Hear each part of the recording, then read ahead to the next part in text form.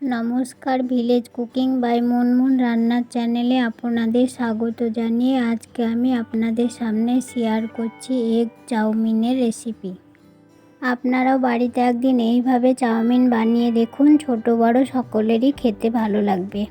আমি এখানে 2 packet chowmein নিয়েছি। তারপরে প্রথমে গ্যাসটা অন করে হাতে একটা মশলা তৈরি করে নেব। মশলাগুলো তেল ছাড়াই শুকনো খোলায় ভেজে নেব। এর জন্য দিয়ে দিচ্ছি শুকনো লঙ্কা, জয়িত্রী, দারচিনি, লবঙ্গ, গোলমরিচ। এগুলো 30 থেকে 40 সেকেন্ড ভেজে নেব। আপনারা চাইলে কেনা মশলাও দিতে পারেন। আমি এখানে নিজে হাতে তৈরি করে মশলা দিচ্ছি, কারণ চাউমিনটা খেতে খুব টেস্টি হবে। এবার 40 সেকেন্ড ভাজা হয়ে গেছে, একটা পাত্রে ঢেলে দেব। তারপর ঠান্ডা করে গুঁড়ো করে নেব। আমি মশলাগুলো শিলনোড়ায় গুঁড়ো করে নিয়েছি, আপনারা চাইলে মিক্সিতেও গুঁড়ো করে নিতে পারেন। এরপর চাউমিন তৈরি করার জন্য এগুলো নিয়েছি: কাঁচা লঙ্কা, পেঁয়াজ, ধনেপাতা, শসা, গাজর, ক্যাপসিকাম। এইগুলো এইভাবে কেটে নিয়েছি। আপনারাও এরকমভাবে কাটার চেষ্টা করবেন। তারপরে গ্যাসটা অন করে জল বসিয়ে দিচ্ছি চাউমিনগুলো সেদ্ধ করে নেওয়ার জন্য। এবার জলের মধ্যে দিয়ে দিচ্ছি 1/2 চামচ লবণ। জল ফোটার জন্য অপেক্ষা করব। এবার জল গরম হয়ে গেছে, জলের মধ্যে চাউমিনগুলো দিয়ে 5 মিনিট সেদ্ধ করে নিচ্ছি।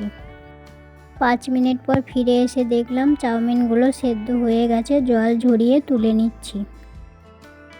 এবার একটা থালায় চাউমিনগুলো তুলে নিয়েছি ঠান্ডা করার জন্য। আর এতে সামান্য পরিমাণ সাদা তেল দিয়ে চাউমিনগুলো ভালো করে মাখিয়ে নিচ্ছি, যাতে গায়ে গায়ে লেগে না যায়। এরপর 3টে ডিম নিয়েছি। ডিমগুলোকে একটা বাটিতে ভেঙে নিয়ে সামান্য পরিমাণ লবণ দিয়ে ভালো করে ফেটে নিচ্ছি। এবার গ্যাসে কড়া বসিয়ে কড়া গরম হয়ে গেছে। কড়াতে পরিমাণ মতো সাদা তেল দিয়ে দিলাম। এবার তেল গরম হয়ে গেছে, তেলের মধ্যে ডিমগুলো দিয়ে ঝুরি ঝুরি করে ভেজে নেব। এবার ডিমগুলো ঝুরি ঝুরি করে ভাজা হয়ে গেছে, একটা পাত্রে তুলে নেব। এরপর আবার গ্যাসে কড়া বসিয়ে কড়াতে দিয়ে দিলাম পরিমাণ মতো সাদা তেল।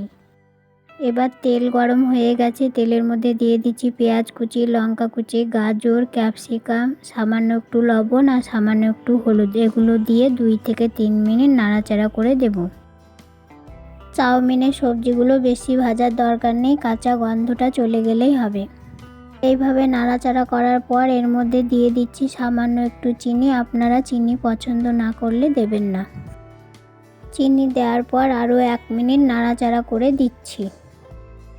এবার সবজিগুলো ভাজা হয়ে গেছে, দেখুন খুব বেশি ভাজিনি। এবার এর মধ্যে দিয়ে দিচ্ছি সেদ্ধ করে রাখা চাউমিনগুলো নাড়াচাড়া করে সবজিগুলোর সঙ্গে মিশিয়ে নেব। এবার ভালোভাবে মেশানো হয়ে গেছে, আরও 2 থেকে 3 মিনিট নাড়াচাড়া করে দিচ্ছি। এবার দিয়ে দিচ্ছি ভেজে রাখা ডিমগুলো ভালো করে নাড়াচাড়া করে চাউমিনের সঙ্গে মিশিয়ে নেব। আপনারাও এইভাবে চাউমিন রান্না করুন, তাহলে তলাতে লেগে যাবে না।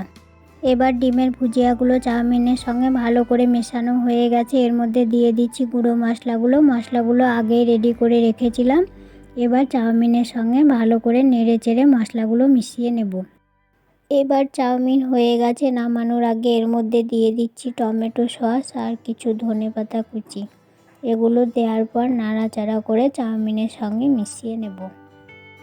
এই রেসিপিটা ভালো লেগে থাকলে একটা লাইক, কমেন্ট, শেয়ার করুন। আর এই চ্যানেলটিতে নতুন বন্ধু হয়ে থাকলে একটা সাবস্ক্রাইব করার অনুমতি থাকলো।